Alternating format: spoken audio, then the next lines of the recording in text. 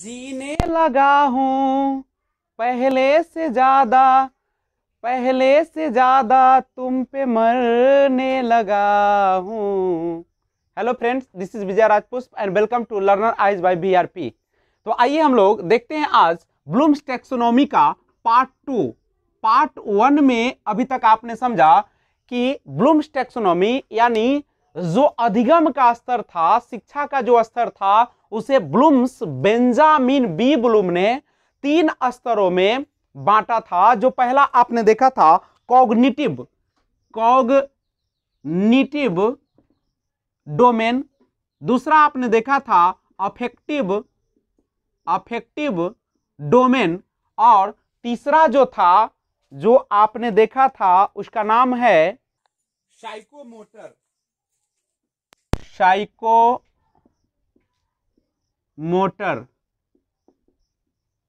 यानी आप कह सकते हैं इसको साइकोमोटर डोमेन। यानी ये था आपका संज्ञानात्मक, दूसरा था आपका भावनात्मक, और तीसरा जो था वह था आपका गतिक कौशल, जो कि आपके मोटर से रिलेटेड। तो सबसे इंपॉर्टेंट जो है आपका कॉग्निटिव डोमेन है, उसी को हम लोगों ने पिछले क्लास में पार्ट 1 में देखा था। पार्ट 1 में आपने क्या समझा, देखिएगा समझिएगा। उन्होंने जो बताया ये 3 क्षेत्रों में जो बांटा, उसमें कॉग्निटिव जो था एरिया, जो उसको जो स्टेज दिए वो इस तरीके से। पहले उन्होंने दिया नॉलेज समझ, कंप्रीहेंशन बोध, एप्लीकेशन अनुप्रयोग, एनालिसिस विश्लेषण, सिंथेसिस संश्लेषण, इवैल्यूएशन मूल्यांकन। ये 1956 वाले ब्लूम्स टैक्सोनॉमी के अनुसार था। उन्होंने कहा कि जब आप किसी भी चीज को अपने स्मृति में डालते हैं, जब किसी ने कुछ बताया और आप उस चीज को जब आप अपने याद में डालते हैं, अपने मेमोरी में डालते हैं, आप हूबहू उसी चीज को रख लेते हैं, तो वह आपका कहलाता है नॉलेज या ज्ञान कहलाता है। जैसे अगर मैं आपको कहूं कि आजकल बारिश का दिन है, इसलिए आप चारों तरफ ब्लीचिंग पाउडर या कीड़े को मारने वाली दवा का प्रयोग करें, तो जो ये बातें आपने जो सुना वह आपका ज्ञान हो गया, नॉलेज हो गया। लेकिन जब आपने जाकर अपने घर पे, अपने इलाके में उसका जो प्रयोग करने से पहले जो एक समझ डेवलप किया, अपने जो दिमाग में बसाया, जो एक थिंकिंग लाया, वह उसका बोध कहलाया, कंप्रीहेंशन यानी समझना, आपने समझा। और जब आपने उस समझ को अपने जीवन में उतारा, उसको प्रयोग किया, आपने ब्लीचिंग पाउडर का प्रयोग करके उस कीटाणु को मारने का प्रयास किया, वह आपका एप्लीकेशन कहलाया, अनुप्रयोग कहलाया। उसके बाद जब आपने उस ब्लीचिंग पाउडर को प्रयोग करने से पहले, जब आपने उसको प्रयोग किया, तो प्रयोग करने के बाद आपने या आपके सामने समस्या आ गई, तो आप समस्या को क्या किए, छोटे छोटे टुकड़ों में जो आपने बांट दिया और तब उस प्रश्न को हल किए, तब आप उसको ब्लीचिंग पाउडर का प्रयोग किए, तो वो विश्लेषण कहलाया। और जब इन सब चीजों को, ज्ञान को, बोध को, अनुप्रयोग को, विश्लेषण को जब एक समूह में जोड़ दिया, इकट्ठा कर दिया, तो वो आपका सिंथेसिस या संश्लेषण कहलाया।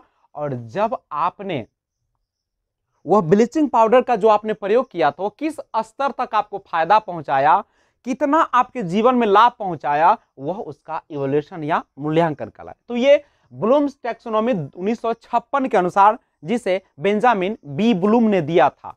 लेकिन 2001 में रिवाइज टैक्सोनॉमी आया, यानी उसका जो है एक संशोधित वर्गीकरण आया। और उसमें क्या किया उन्होंने ज्ञान को चेंज कर दिया रिमेम्बरिंग में, यानी 1956 वाला जो नाउन फॉर्म में था और 2001 वाला जो था वह वर्ब फॉर्म में उसको चेंजिंग कर दिया। नॉलेज यानी ज्ञान को रिमेम्बरिंग यानी याद करना उन्होंने बताया, यानी जो आपका ज्ञान है उसको आप रिकॉल करते हैं, उसको रिमेम्बरिंग करते हैं, उसको आप जस का तस याद कर लेते हैं, तो वह आपका रिमेम्बरिंग कहलाया, नॉलेज। और कंप्रीहेंशन जो बोध था उसको उन्होंने कहा अंडरस्टैंडिंग यानी समझ, आपने को जो समझ डेवलप हुआ और एप्लीकेशन अनुप्रयोग को उन्होंने अप्लाई यानी प्रयोग करना, और एनालाइज विश्लेषण को उन्होंने कहा एनालाइज विश्लेषण करना। और लेकिन एक चेंजिंग उन्होंने किया कि जो सिंथेसिस था, संश्लेषण था, उसको उन्होंने क्या चेंज कर दिया, क्रिएट सृजन करना, निर्माण करना सबसे हटकर, और इवैल्यूएशन को उन्होंने इवैल्यूएट मूल्यांकन करना में परिवर्तित किया। यही दो बदलाव आए उसमें, और नाउन फॉर्म को वर्ब में, संज्ञा को क्रिया में बदल दिया। एक बार समझिएगा, रिमेंबरिंग का मतलब होता है रिकॉल करना, याद करना, नहीं किसी भी चीज को स्मृति में लाना। अंडरस्टैंडिंग माने उसे समझ डेवलप करना, अप्लाई माने प्रयोग करना, उसको आप किस प्रकार से यूज करते हैं। एनालाइज माने टुकड़े टुकड़े में बांटकर समस्या को हल करना, और मूल्यांकन का मतलब होता है आपने जो विश्लेषण किया उस पर क्या करना, अपना समझ डेवलप करना कि वह कितना किस हद तक हुआ। और सबसे जो हाई लेवल होता है क्रिएशन को उन्होंने बताया 2001 वाले रिवाइज टेक्सोनॉमी में कि क्रिएटिव जो होता है, क्रिएट जो होता है सृजन करना, निर्माण करना, डूइंग समथिंग न्यू या क्रिएट समथिंग न्यू, तो वो हो गया आपका क्रिएट जो सबसे हाई लेवल पर आया। गौर कीजिएगा, रिमेंबरिंग का मतलब क्या है, जो आपको मान लीजिए किसी शिक्षक ने आपको सूत्र दिया, आपने उसे याद कर लिया, रिमेंबर है। जब आपने उसकी समझ डेवलप की, अपने दिमाग में लाया, उस पर सोचा विचारा, तो वो अंडरस्टैंडिंग हो गया। और जब उस फॉर्मूला का, उस सूत्र का जब आपने प्रयोग करना सीख गया, आपने प्रयोग किया, यूज किया, तो वो कहलाया अप्लाई। और जब फॉर्मूला जो आपका सूत्र जो इसको प्रयोग करने से पहले जो आपने उस टुकड़े टुकड़े में समस्या को बांट कर उसका यूज किया, मान लीजिए कि आपके पास समस्या, तो समस्या को आप क्या कीजिए, एनालाइज कीजिएगा, छोटे छोटे टुकड़ों में बांटिएगा, तब उसको सॉल्यूशन कीजिएगा, हल कीजिएगा। और उसके बाद क्या कीजिएगा, मूल्यांकन कीजिएगा कि आपने जो हल किया है वह किस हद तक किया है। और लास्ट में क्रिएट मतलब सबसे हटकर करना, नए तरीके से करना, और अपनी समझ को एक बेहतरीन ढंग से पेश करना, वो आपका क्रिएट। तो सबसे ऊपर क्रिएट डाला 2001 वाले वर्जन में, और सबसे नीचे रिमेंबरिंग किया। तो ध्यान रखिएगा, ये जो था आपका ब्लूम्स टैक्सोनॉमी था, जिन्होंने 3 स्तर बताए थे शिक्षा के, अधिगम के, कॉग्निटिव डोमेन्स, अफेक्टिव डोमेन्स और साइकोमोटर डोमेन्स, यानी संज्ञानात्मक आपका क्षेत्र, अफेक्टिव भावनात्मक क्षेत्र या संवेगात्मक क्षेत्र, और साइकोमोटर डोमेन्स यानी क्रियात्मक क्षेत्र। कॉग्निटिव में क्या था, आपके दिमाग ब्रेन की बात हो रही थी, जिसमें आप समझ डेवलप कर रहे थे, सोच रहे थे, तर्क कर रहे थे, विचार कर रहे थे। और अफेक्टिव में क्या था, भावनात्मक इमोशन या फीलिंग्स की बात होती है। और साइकोमोटर में आपके शारीरिक क्रियात्मक एक्टिव की बात होती है।